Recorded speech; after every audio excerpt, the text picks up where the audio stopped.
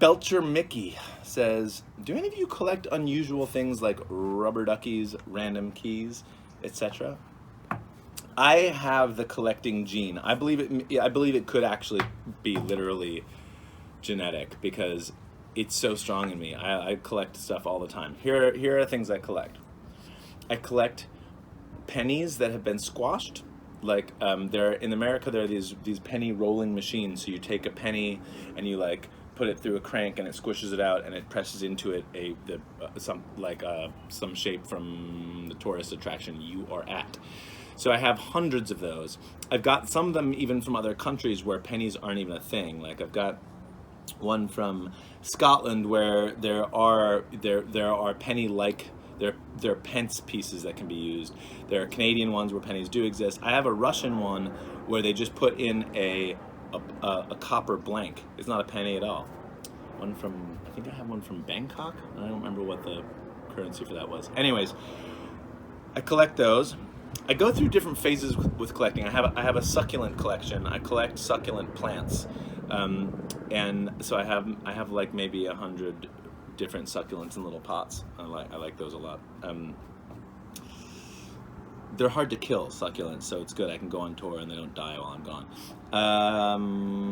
What else do I collect? I mean, I have a guitar collection, but that's dangerous because guitars are really, really expensive and you only need one guitar to play music. You don't need multiple. But I do love guitars. So I don't collect expensive guitars. I collect like thrift store guitars, and I try to make them sound very different from each other so that we can have different things to play with on records.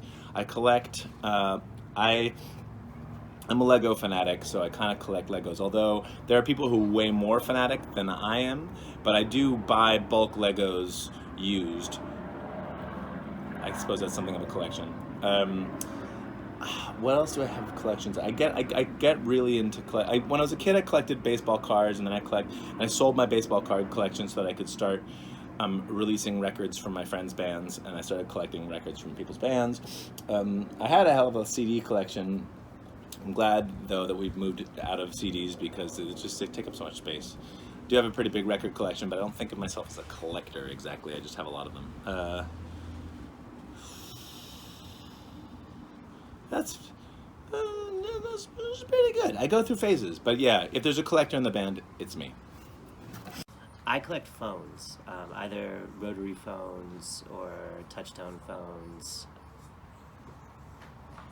Just as long as they're kind of interesting in style. A lot of my phones kind of come from either the 60s or the 80s. I have a really awesome sort of James Bond phone that's like in a box in a leather-bound box that you open up, and then like in there is like this phone that you pull out, and it's got like a rotary dial thing, and it's super spy-like. Definitely top secret stuff.